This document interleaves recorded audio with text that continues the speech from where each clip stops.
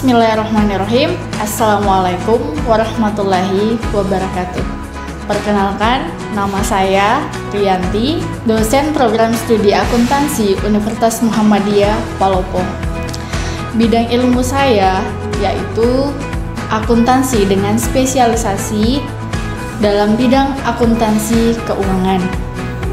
Jadi pada kesempatan kali ini saya akan menjelaskan tentang teknik pembelajaran yang saya lakukan dengan menggunakan metode DIA atau Delivery, Interaction, and Assessment pada salah satu mata kuliah yang saya ampuh, yaitu mata kuliah pengantar akuntansi. Jadi pengantar akuntansi merupakan mata kuliah yang diampu pada semester ganjil pada program studi akuntansi strata 1 dengan bobot SKS yaitu 3 SKS. Total pertemuan pada mata kuliah ini sebanyak 16 kali, termasuk ujian tengah semester dan ujian akhir semester. Sebelum saya menjelaskan lebih lanjut mengenai teknik pengajaran yang saya lakukan, terlebih dahulu saya akan menjelaskan tentang deskripsi mata kuliah pengantar akuntansi. Jadi pengantar akuntansi merupakan mata kuliah dalam rumpun akuntansi keuangan yang berfokus tentang konsep-konsep dasar akuntansi, prinsip akuntansi berlaku umum, persamaan akuntansi sebagai pemahaman dasar dalam pelaksanaan proses siklus akuntansi secara lengkap. Pembahasan terkait satu siklus akuntansi terkait dengan input, proses, dan output dari suatu kegiatan akuntansi perusahaan. Dengan pemahaman tersebut, mata kuliah ini menyiapkan mahasiswa untuk mampu menyajikan laporan keuangan bagi perusahaan jasa dan perusahaan dagang sebagai output dari kegiatan suatu siklus akuntansi. Dengan mengikuti mata kuliah ini, mahasiswa diharapkan yang pertama mampu menjelaskan tentang gambaran umum akuntansi. Mahasiswa mampu menjelaskan tentang kegiatan bisnis akuntansi dan persamaan dasar akuntansi. Yang ketiga, mahasiswa mampu memahami teknik pencatatan, penggolongan, dan pengiktisaran dalam siklus akuntansi. Selanjutnya, mahasiswa mampu memahami prosedur dan siklus akuntansi perusahaan dagang. Selanjutnya, mahasiswa mampu memahami prosedur dan siklus akuntansi perusahaan jasa. Selanjutnya, mahasiswa mampu memahami prosedur dan siklus akuntansi perusahaan manufaktur. Untuk mencapai kemampuan tersebut, mahasiswa akan diberikan beberapa materi, antara lain yang pertama, gambaran umum akuntansi. Yang kedua, kegiatan bisnis dari akuntansi. Yang ketiga, persamaan dasar akuntansi. Selanjutnya ada materi akun dan buku besar. Terus selanjutnya ada siklus akuntansi, tahap pencatatan dan penggolongan. Selanjutnya ada siklus akuntansi pada tahap pengiktisaran. Selanjutnya ada penjualan dan penerimaan kas. Setelah itu ada pembelian dan pengeluaran kas. Dan selanjutnya ada neraca lajur, jurnal penyelesaian, dan laporan keuangan perusahaan. Selanjutnya ada jurnal penutup dan jurnal pembalik. Dan materi terakhir mengenai akuntansi perusahaan manufaktur. Selanjutnya saya akan menyampaikan metode pembelajaran yang saya gunakan. Yang pertama yaitu delivery. Saya menyampaikan materi kuliah berdasarkan buku referensi di antara lain. Yang pertama, Pernyataan Standar Akuntansi Keuangan atau International Financial Reporting Standard. Terus yang kedua ada Financial Accounting dari Weigren, Kemel, dan Kiso. Terus yang ketiga ada Akuntansi Suatu Pengantar, penulisnya yaitu Sumarso. Dan yang terakhir ada Principal Accounting edisi ke-24 yang penulisnya yaitu Warren. Untuk pertemuan tertentu, saya akan memberikan case study dan bentuk pembelajaran project based learning untuk diselesaikan oleh mahasiswa. Dan setiap minggunya mahasiswa akan mengumpulkan tugas atas materi yang telah dibahas secara individu, bisa dalam bentuk RMK. Teknik yang kedua yaitu interaction. Interaction itu bagaimana cara saya berkomunikasi atau berinteraksi dengan mahasiswa. Dalam perkuliahan saya, ada beberapa cara untuk berkomunikasi dengan mahasiswa. Yang pertama, ketika di dalam kelas, saya berusaha untuk mengajak mahasiswa untuk lebih berpartisipasi aktif dengan mengutarakan pendapat ataupun pertanyaan terkait dengan materi yang dibahas. Hal itu untuk membuat kelas agar berjalan lebih komunikatif. Nah, yang kedua, saya menggunakan grup WhatsApp sebagai sarana berdiskusi di luar dari kelas. Teknik yang ketiga yaitu assessment, yaitu bagaimana menilai mahasiswa. Nah, di awal perkuliahan saya menyampaikan kontrak perkuliahan yang disepakati bersama antar mahasiswa dan saya sebagai dosen pengampu mata kuliah. Di dalam kontrak perkuliahan tersebut memuat cara menilai dan bobot penilaian terhadap mahasiswa. Indikator penilaian yang saya gunakan yaitu yang pertama kehadiran, keaktifan dalam kelas atau diskusi atau dalam bentuk tanya jawab, dan tugas mahasiswa, serta nilai UTS dan nilai UAS. Selanjutnya, saya akan memberikan cuplikan pembelajaran saya dalam kelas pada mata kuliah pengantar akuntansi. Selamat menyaksikan. Bismillahirrahmanirrahim. Assalamualaikum warahmatullahi wabarakatuh. Waalaikumsalam warahmatullahi wabarakatuh. Bagaimana kabarnya hari ini? Alhamdulillah baik. Alhamdulillah ya. Sebelum memulai perkuliahan, kita baca doa dulu ya bersama-sama. Berdoa dimulai. Doa selesai. Oke. Jadi pertemuan kita kali ini tuh membahas mengenai persamaan dasar akuntansi. Tetapi sebelum ke persamaan dasar akuntansi, saya mau refleksi dulu nih pertemuan kita minggu lalu atau pertemuan kita sebelumnya mengenai gambaran umum akuntansi. Kira-kira dari kalian siapa yang mau refleksi? Saya Bu. Oke, silakan Nanda. Baik, bismillah, langsung saja. Pertemuan sebelumnya itu kita membahas tentang akuntansi secara umum. Jadi di dalam akuntansi itu terdapat proses pencatatan, menganalisis, meringkas hingga menyajikan sebuah laporan keuangan. Mungkin itu dari saya. Sekian dan terima kasih. Oke, baik, terima kasih. Sebelumnya ada pembahasan lain juga mengenai gambaran umum akuntansi di pertemuan kita sebelumnya. Ada lagi yang mau refleksi? Oke, silakan. Oke, yang saya tahu itu jenis akuntansi. Nah, di mana jenis akuntansi itu yang pertama itu akuntansi keuangan, di mana sistem pencatatan pelaporan transaksi keuangan suatu perusahaan. Yang kedua itu akuntansi pemerintah, ya, di mana proses mencatat dan melaporkan transaksi keuangan dalam sektor pemerintahan. Yang ketiga itu akuntansi audit, di mana proses penilaian independen yang dilakukan oleh seorang audit.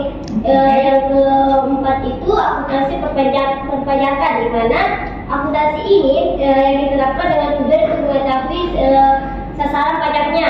Nah, yang terakhir itu akuntansi biaya, di mana proses pengumpulan dan analisis untuk pelaporan informasi terkait biaya produksi barang. Sekian, terima kasih. Oke, terima kasih ya. Aplaus dulu untuk teman-temannya. Jadi terima kasih karena sudah merefleksi pembelajaran kita sebelumnya.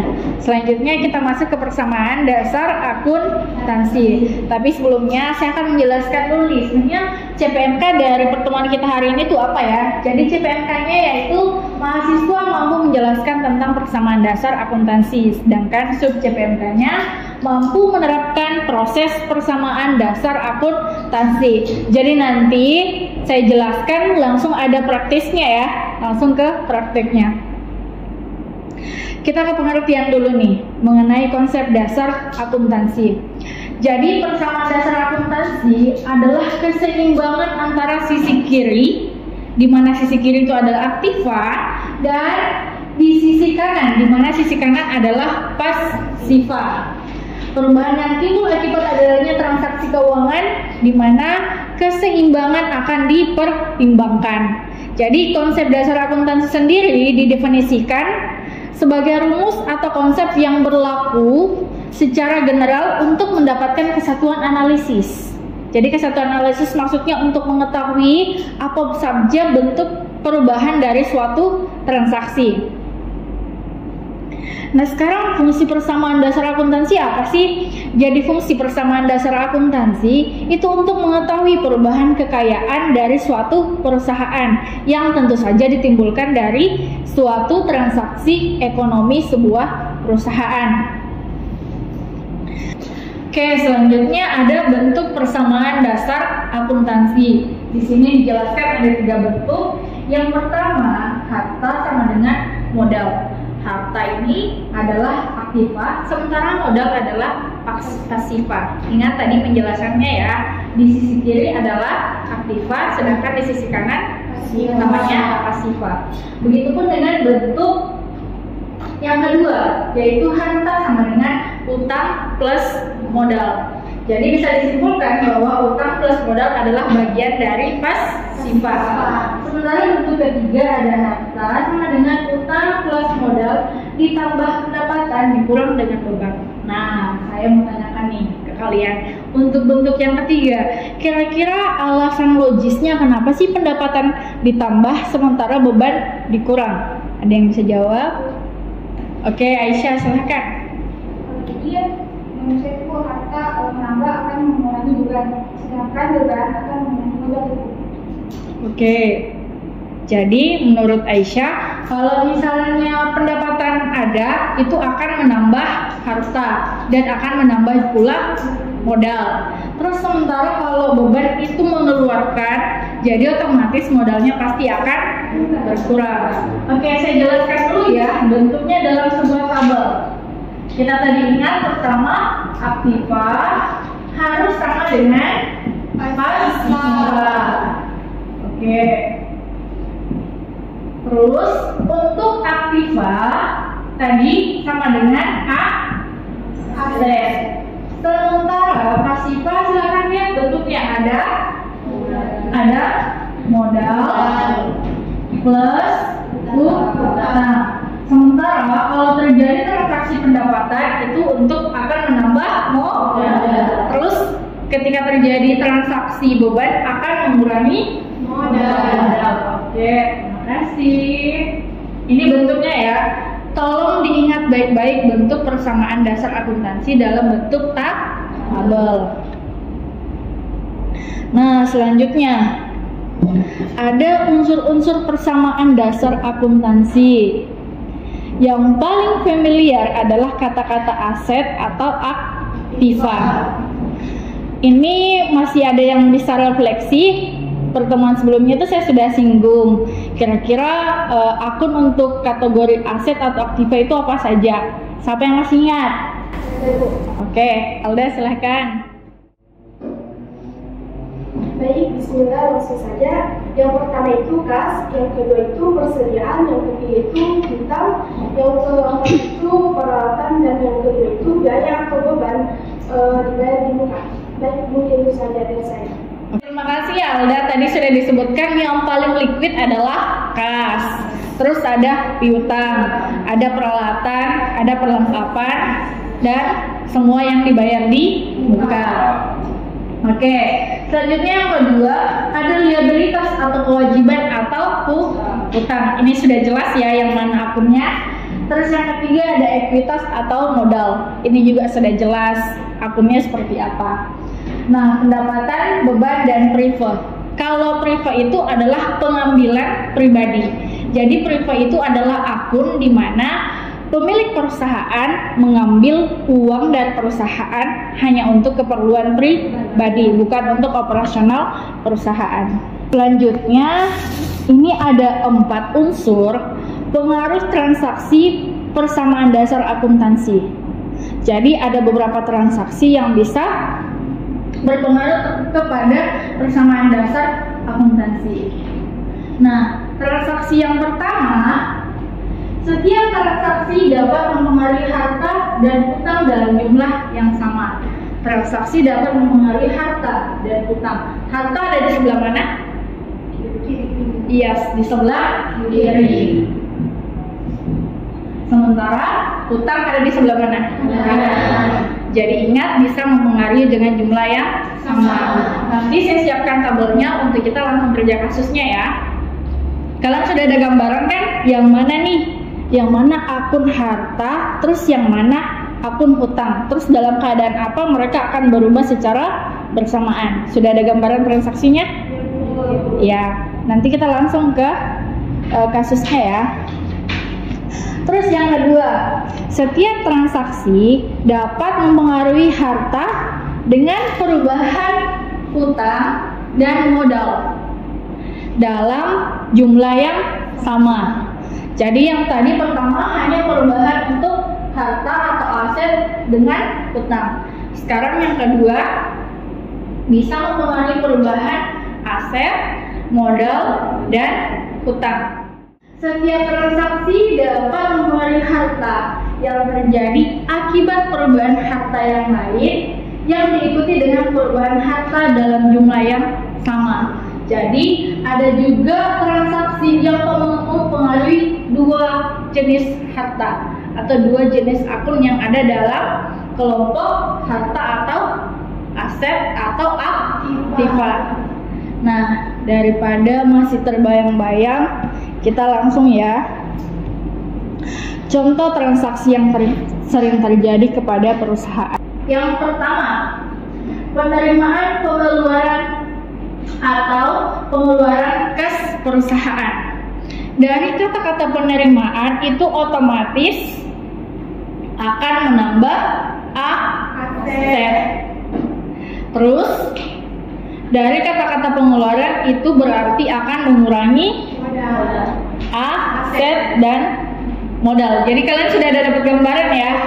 Terus transaksi kedua, investasi pemilik atau penambahan modal usaha. Penambahan modal usaha itu sudah otomatis ya, pasti akan bertambah harta dan modal juga akan bertambah. Selanjutnya untuk penerimaan atau pelunasan piutang usaha. Jadi ada penerimaan, sudah pasti akan menambah harta dan menambah modal, maaf ya. Terus kalau pelunasan piutang usaha, kalian punya piutang. Saya yang berutang ya. Kalau misalnya saya nih lunasi ke kalian, otomatis apanya kalian yang bertambah? Yes. Terus di sisi sana pasti akan bertambah modal. Selanjutnya pembelian tunai atau kredit peralatan usaha atau supplier. Kalau pembelian tunai, nanti kita langsung contoh ke kasusnya ya. Ini masih meraba-raba karena belum ke soal transaksinya. Jadi kalau untuk pembelian tunai, misal nih pembelian tunai, tadi disebutkan sama Alda salah satu akun aset apa saja tadi? Kas. Kalau terjadi pembelian tunai, otomatis kasnya berkurang atau bertambah? Nah, berkurang. Terus kalau misal contoh yang dibeli adalah peralatan bertambah di sisi mana? Di sisi aktiva. Yes, di sisi aktiva. Jadi tadi unsur transaksi yang menyatakan bahwa akan ada transaksi di mana aset atau harta itu akan mengalami perubahan dalam jumlah yang sama. Selanjutnya ada pembelian atau sewa gedung. Terus yang selanjutnya ada penerimaan dan pelunasan utang. Setelah itu ada pembayaran beban usaha. Nah, ingat ada pembayaran beban usaha seperti gaji karyawan, listrik. Itu kalau dikatakan sebagai pembayaran, otomatis dia akan mengurangi kas. Yes. Terus di sebelahnya kira-kira yang dikurangi apa? Ingat tadi bentuk yang ketiga itu bentuk persamaan. Kalau misalnya ada beban, dia mengurangi pendapatan. Dia mengurangi modal. Sementara kalau terjadi pendapatan, kasnya di sebelah aktiva akan bertambah dan sebelah sisi pasiva akan bertambah sebagai sebagai modal. Jangan ragu-ragu ya, silakan ucapkan saja. Nah, kita tiba ke studi kasus atau contoh transaksinya. Contohnya, perusahaan jasa rental Princess milik Nyonya Almira melakukan transaksi pertamanya pada bulan Januari 2000A dengan menginvestasikan uang tunai ke dalam perusahaannya sebesar 50 juta.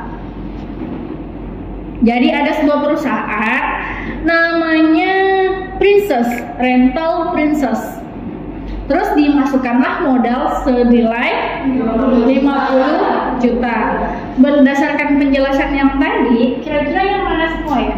Yang Lambert mengat. Ingat ya, di sini harus sama dengan aktiva dengan pasiva. Yang mana kira-kira? Saya Bu. Oke, silakan Almira. Baik, langsung saja modalnya bertambah dan kasnya berkurang. Oke, jadi Almira dari transaksi nomor 1 katanya ya, pendapatnya Almira modal bertambah senilai 50 juta. Oke, kita tulis dulu ya, senilai 50 juta rupiah. Terus yang kedua, sisi apa? Sisi kiri. Oke, sisi kiri. Terus bagian aset atau harta itu akunnya apa? Kas. Oke, saya tulis kas dulu ya. Itu berkurang atau bertambah?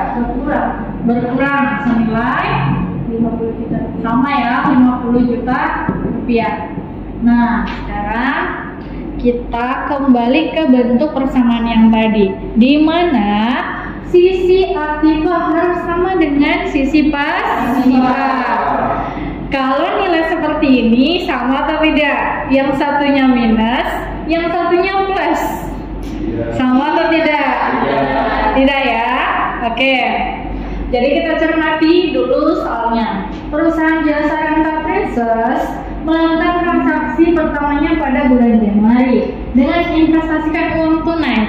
Jadi persamaan dasar akuntansi ini adalah untuk pihak atau untuk transaksi perusahaan. Jadi ketika Nyonya Almira itu memasukkan uangnya ke dalam perusahaan, berarti itu sudah menjadi uang perusahaan. Jadi tidak lagi dikatakan Nyonya Almira ini yang mengeluarkan uang di sini, tapi dianggap bahwa ketika ada modal berarti perusahaan memiliki uang dalam bentuk kas. Jadi kas pasti akan bertambah, bukan berkurang. Nah, sementara kas itu dimasukkan ke dalam rental Princess dalam bentuk modal. Nah, sekarang lihat di sisi kiri aktiva dalam bentuk kas 50 juta. Sementara di sisi pasiva dalam bentuk 50 juta. Sudah seimbang atau belum? Seimbang. Jadi ingat tadi ada unsur transaksi dalam persamaan dasar akuntansi di mana di sisi harta akan mengalami perubahan dengan jumlah yang sama dengan sisi pasiva dalam bentuk modal. Oke ya. Aplaus dulu untuk kamera. Oke, saya jelaskan dulu untuk transaksi nomor 2. Saya hanya jelaskan beberapa ya, nanti selebihnya jadi tugasnya di rumah. Oke, nomor 2, Nyonya Almira membeli peralatan. Membeli peralatan ini untuk perusahaan ya, bukan untuk pribadi. Peralatan dari toko Abadi Jaya yang pembayarannya dilakukan bulan depan. Jadi ada pengaruh harta yang bertambah karena dibeli. Harta itu atau aset itu atau aktiva itu bertambah dalam bentuk peralatan